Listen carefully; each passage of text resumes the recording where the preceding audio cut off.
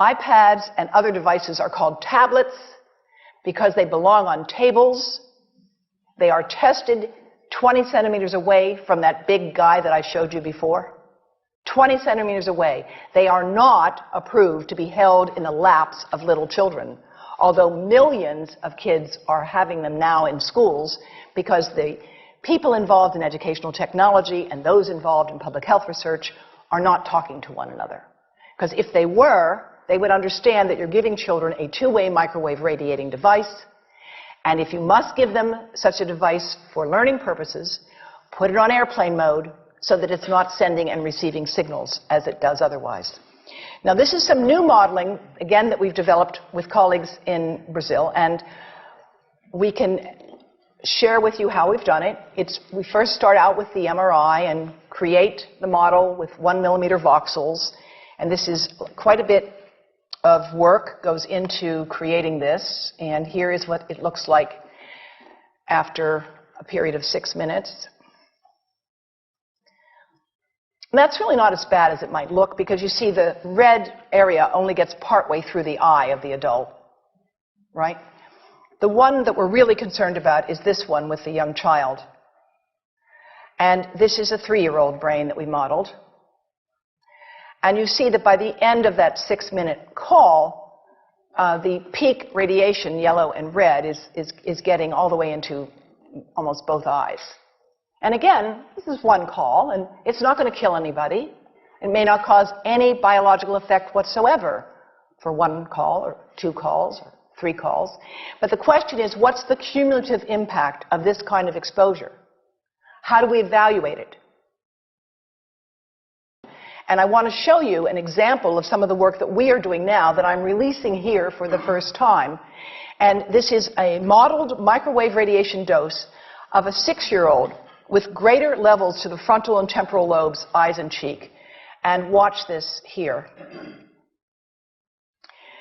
Now, yellow, white, and red are the hottest, all right? And if you look carefully, you will see it's going into the eye, the nose. Do it again, just so you'll get to see it. And partly into the brainstem. Now, that's just showing you that there's going to be some exposure into that area of a young head. It doesn't tell you that there's any biological effect, right? Now, the next slide is going to show you something that might be of interest to students and faculty here.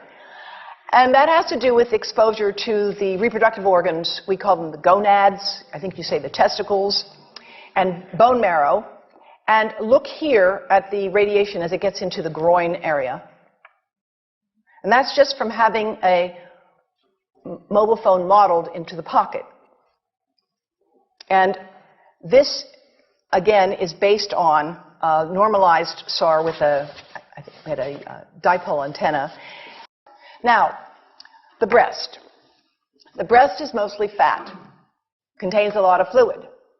Things that contain fat and fluid cook faster in the microwave oven. Now, a cell phone can't cook anything, all right? Mobile phones do not pop popcorn. That was a fraud.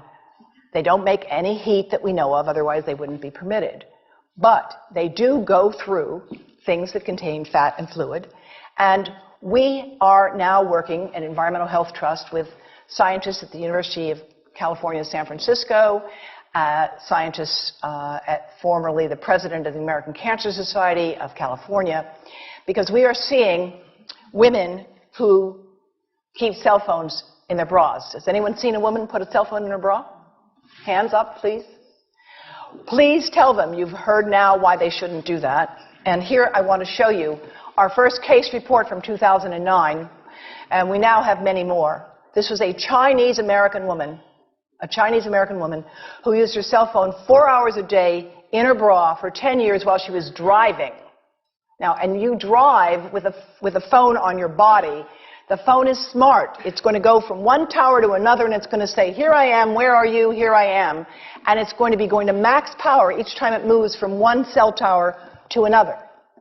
And there it was right next to her chest. And the tumors that developed right under the antenna of the phone. unusual tumors. But in the meantime, people have a right to know how you can minimize exposure.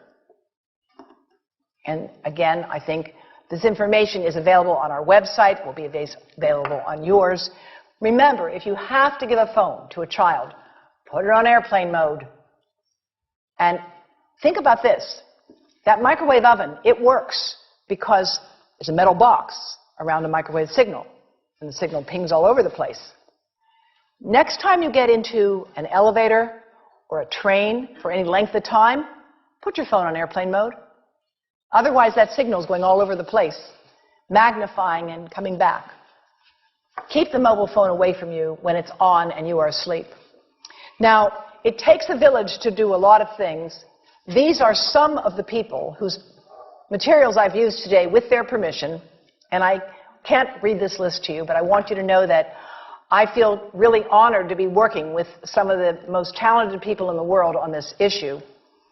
And they have given me permission to share these materials with you. And I leave you with this thought from Albert Einstein. The world is not dangerous because of those who do harm, but because of those who look at it without doing anything. So, thank you.